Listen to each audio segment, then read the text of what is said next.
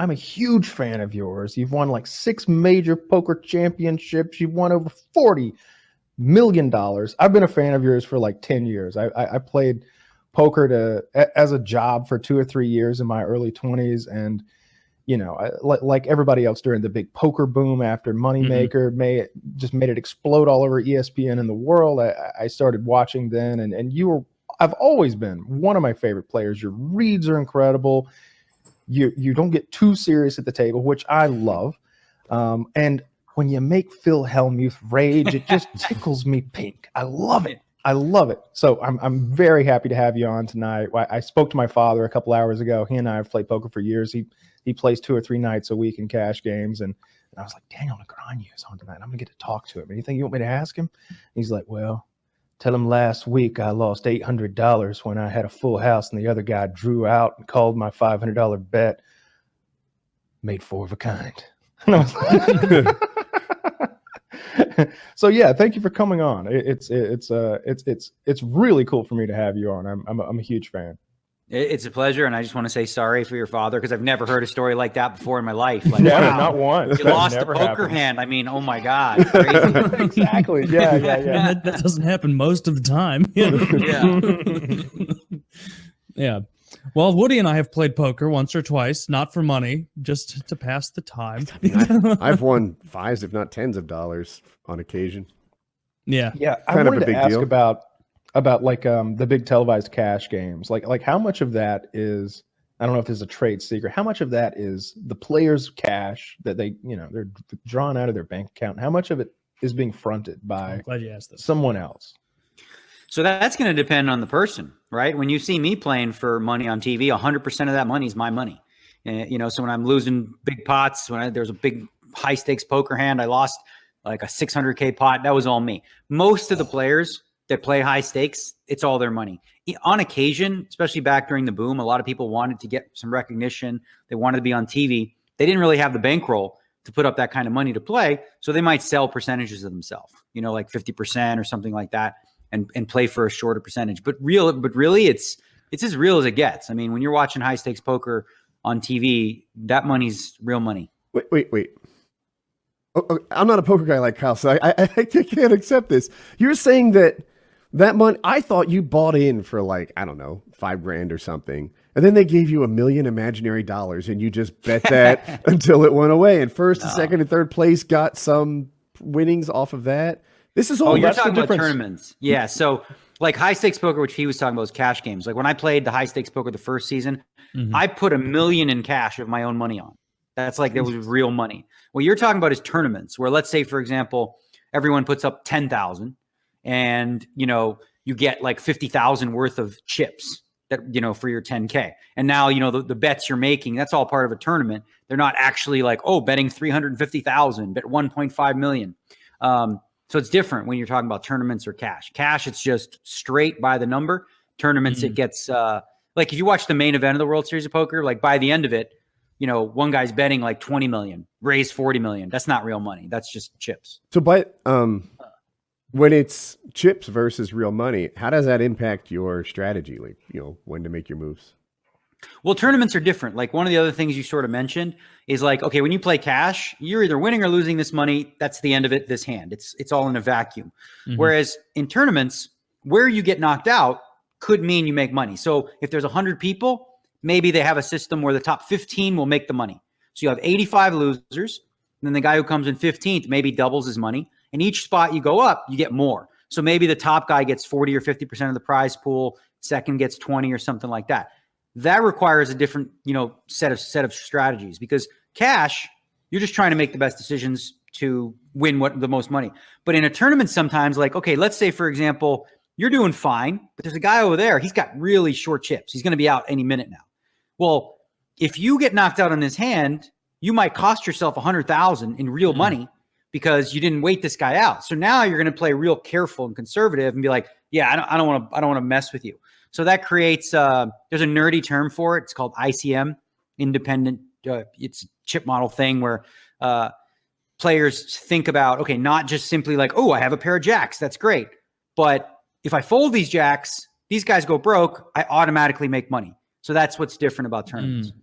That was really well explained. I'm excited for you as a awesome. guest. Yeah. Not my first time. I know a lot more about poker than I did 3 minutes ago. I think I'm ready, Daniel. You deal. I'm ready to play. Yeah. So were you always just kind of intuitively good at that game, at reading people, figuring it out, or was it a studying process? I was reading about you, and it seems like kind of ever since you were a kid, this is the path you wanted to choose. Did you recognize in yourself like an affinity for it? I mean, I loved it. We played in high school. I used to play pool. I was a snooker player, in pool halls, and, some guys started to play poker. I had no idea what was going on. In the first month, I thought it was just a game of luck. I didn't really know. And then I realized, why the hell did the same guys keep winning? Like, are they just luckier than everybody else? And that's sort of, I was intrigued by that. I'm very competitive, always had been. So I wouldn't say I was good right off the bat, but I had like a real drive, and I enjoyed it so much that I spent a lot of time and effort to get better quick. And I did. Within a couple months, those guys I was playing with, I was able to beat them just by, learning through trial and error. Like, okay, what does this guy do that makes sense, that works? All right, you ever watch that show Heroes on NBC back in the day? Mm-hmm. Yeah. There was a character named Siler, and he was like, he was one of them hero people that had like special talent. Everyone had a special skill they could do, whether it was like not die in a fire or whatever. He would suck their brain and like take bits of whatever they could do to make himself all powerful. Well, that's kind of what I did in poker. This guy, he's a bluffer. He bluffs really well. Okay, this guy, he's smart. He plays few hands. And I took the best of what I saw in my opponents and tried to create like, the perfect combination of that. Okay. Was that at a time when you were playing kind of I guess maybe just a private game, where it might even be technically not so legal? Yeah, I mean, literally, I started in basement games, in my basement. I was a teenager, but I'm Canadian, eh? So I would drink a case of beer, like 24 beers. We'd play poker till 9 in the morning at my house with a bunch of guys that were much older than me. How much did you weigh? How much did I weigh? To drink a case of beer is a good amount of beer. So crazy. Like, I wouldn't even feel drunk. Like, it's so different. Now I'm a lightweight comparatively, but like, you're playing poker, beers go, and you start around 8, 9 o'clock p.m. and then at 8 a.m. I'm still having a beer. I'm but like, teenage you weighed what, 150? No, I was 130 pounds. Jesus Christ. Oh, man, I remember 5th grade. 130 soaking wet. Wow. I was reading also that, you kind of built up like a bankroll when you were young and then moved to Vegas to try and, kick it off there. And on your first go, you, I guess, went broke and had to go back to Toronto. After that happened, was there any party that was like, well, fuck, I guess I'm going to go be an accountant or something now? You're like, right. No, I'm going back. Well, no, the first time, you're right, I did go broke. The second time, I also went broke. The third and fourth and fifth time were the last 5 or 6 times I went broke before I started to figure it out. So the way I looked at it was almost like if you think of sports, right? It was like, okay, that's the major leagues. And I was a minor league player. I'd get a call up, get my ass kicked, have to go back down to the minors in Toronto and build up a bankroll, go back, give it another shot till I sort of figured it out. In Vegas, I learned the adjustments and stuff like that necessary to succeed against, top pros. And after about a year, I would say I was able to start to, put it together, right? I was just learning and going broke all the time. I went broke more times than I can count. Yeah. But by like a bankroll, like how much money is that? Like, see, the thing is, I was a teenager, right? Or like late teens, early 20s. You're talking like $3,000 sometimes, $5,000, $10,000. Never more than $20,000 or $30,000. That's a lot to come up with, though. Like, maybe not for you today, but money. for young Daniel, 3,000 is, you worked hard to get there, even. Well, yeah. The thing is like when I'd go broke in Vegas, right? Come back to Toronto, and people knew I was good, so I would borrow money and be like, "Can I borrow $500 or $1,000?" I'd work my way up. Play for like a month or two in Toronto, build up a bankroll of like 5 or 10,000, bring it back to Vegas, drop it off, go back home, get some more money, drop that off. It was I was like a bank. They saw you coming. Oh, Daniel, welcome back. Would you like a drink? You could have saved money if you just mailed it there. That reminds me of like the most important. Yeah, seriously. It wouldn't have been nearly as fun to just mail it. Checking the mail. Yeah.